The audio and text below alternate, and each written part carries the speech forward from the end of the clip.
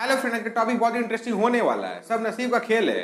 इसके पीछे का कहानी क्या है, वजह क्या है, वही मैं आपको इस वीडियो के माध्यम से बताऊंगा। और असल में नसीब का खेल होता क्या है, वीडियो देखकर आपको पता चल जाएगा। चलिए अपने देरी वीडियो स्टार्ट करते हैं, जिससे आपको वीडियो समझने में बहुत ही आसानी हो। बहुत समय पहले की बात है, एक गाँव में एक भिखारी रहा करता था।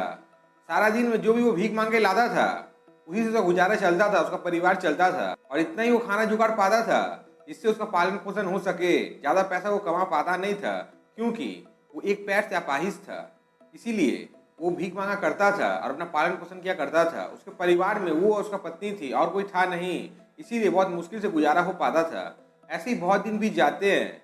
एक दिन उसके गांव में एक संत महात्मा आते हैं, एक ऋषि मुनि का आगमन होता है। तो वो भिखारी जाके ऋषि मुनि से पूछता है, बाबा आपसे मैं इतना पूछना चाहता हूँ कि मेरे नसीब में क्या है, मुझे पता नहीं चल रहा है। मैं हमेशा भीख मांगता हूँ, पर इतना ही पैसे का जुगाड़ होता है जिससे हम थोड़ा सा खाना खा पाते हैं, कभी पेट भर के खाना खा पाते नहीं हैं। इसीलिए कृपा करके आप कुछ ऐसा रास्ता दिखाइए जिससे हम कम से कम पेट भर के खाना खा सके और अपने लाइफ को अच्छा से जी सके। मैं 100 साल जीना चाहता नहीं हूँ, मैं कुछ साल में ही अच्छे से रहना चाहता हूँ, जिससे मैं अपने लाइफ में ठीक प्रकार से जी सकूँ। तो ऋषि मुनि कहता है, तुम्हारे नसीब में जितना है उतना तुम्हें मिल जा रहा है, इससे ज़्यादा तुम्हें मिलेगा नहीं, क्योंकि तुम्हारे नसीब में ज़्यादा कुछ लिखा हुआ नहीं है और मैं भी कुछ कर नहीं सकता हूँ। इतना सुनते ही भिखारी ऋषि मुनि के पैरों पर गिर जाता है और कहने लगता है, अब कृपा करिए, कुछ ऐसा करिए जिससे हम ठीक प्रकार से रह सके, हमारा पालन पोषण अच्छा से हो सके।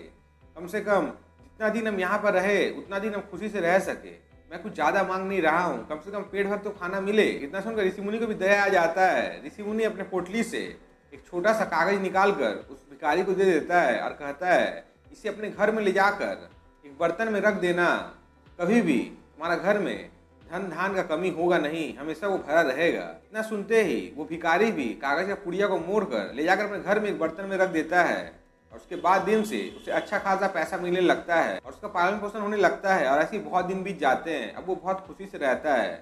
बहुत दिन के बाद फिर से वो ऋषि मुनि का आगमन होता है। तो ऋषि मुनि कहता है, अब तुम्हारा दिनचर्या कैसा चल रहा है, तुम कैसे रह रहे हो? तो भिखारी कहता है, बाबा आपका कृपा से मेरे पास में किसी भी चीज़ का कमी नहीं है, सब कुछ मेरे पास में भरा पूरा है।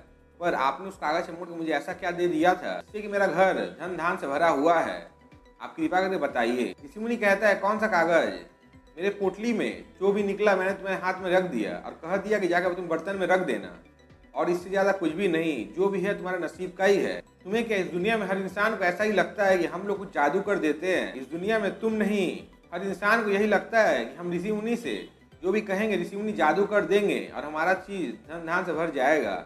असल में पहले तुम कितना घंटे बाहर भीख मांगा करते थे? वो कहता है, सुबह में निकलता था और दोपहर तक घर आ जाता था। और अब तुम कितना देर तक भीख मांगा करते हो? भिखारी कहता है, मैं सुबह में भीख मांगने निकलता हूँ और संध्या काल तक घर आता हूँ।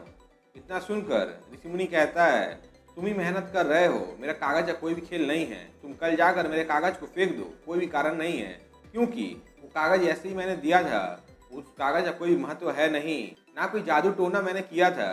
इसीलिए जो भी तुम्हारे मेहनत के बलबूते पर है, जितना तुम मेहनत कर रहे हो उतना तुम्हें फल मिल रहा है। मैंने कुछ भी किया नहीं है। तो फ्रेंड, मैं आपको इस कहानी के माध्यम से ये कहना चाहता हूँ, वो भिखारी भी पहले भीख मांगने के लिए घर से निकलता, जब भीख नहीं मिलता था तो दोपहर तक वो अपने घर आ जाता था और उसका पालन पोषण भी ठीक से हो पाता नहीं था। पर बाद में उसे ऐसा महसूस हुआ कि नहीं, ऋषि मुनि ने जब मुझे कागज दिया है, मुझे कहा है बर्तन में रखने के लिए, तो मेरे पास कुछ ना कुछ अच्छा होगा। इसीलिए मैं इतना जल्दी घर जाऊँगा नहीं। और भीख मांगते मांगते संध्या काल हो जाता है और संध्या काल को वो घर जाता है। अब आपके मन में चल रहा होगा, ये मैं क्या कह रहा हूँ, पर मैं आपको ये कहना चाहता हूँ, जो भी कर रहा था वो भिखारी कर रहा था, क्योंकि वो भिखारी भीख मांग कर अपने घर ले जा रहा था और उसी से उसका पालन पोषण हो रहा था। और उसके बाद दिन से कभी भी वो भिखारी खाली पेट सोया नहीं, हमेशा भर पेट खाना खा के वो सोया और अपने पालन पोषण बहुत बढ़िया से किया। यही मैं आपको इस वीडियो के माध्यम से बताना चाहता हूँ। आप जो भी इस दुनिया में काम का शुरुआत करते हैं, उसमें हार्डवर्क देते हैं, किसी का कोई भी योगदान होता नहीं है। बस आपको ऐसा महसूस होता है कि मैं ये पूजा कर लूँगा, ये तप कर लूँगा, ये यज्ञ कर लूँगा, शायद ये हो जाएगा। मैं ये नहीं कह रहा हूँ ये सब करना नहीं चाहिए, नहीं करना चाहिए, भरोसा रखना चाहिए। पर मैं आपको ये कहना चाहता हूँ, भरोसा रखने के साथ साथ आपको हार्डवर्क देने की ज़रूरत है। अगर वो भिखारी भी दोपहर को ही जैसे पहले वापस आता था, वैसे ही अगर फिर से दोपहर को ही वापस आया करता, तो क्या उसे उतना भीख मिलता? आंसर नहीं। पर वो अपने टाइम को बढ़ा चुका था, इसीलिए उसके नसीब में ज़्यादा धन आया करते थे और रोजाना उसे अच्छा आमदनी हुआ करता था। शायद मैं क्या कहना चाहता हूँ समझ में आ गया होगा। ये वीडियो बनाने का मतलब तो पता चल गया होगा। आज के लिए बस इतना ही। आपने चैनल पहली बार आए हैं, चैनल सब्सक्राइब और बेल को प्रेस करें और पहली बार वीडियो को लाइक और शेयर करें। Thank you.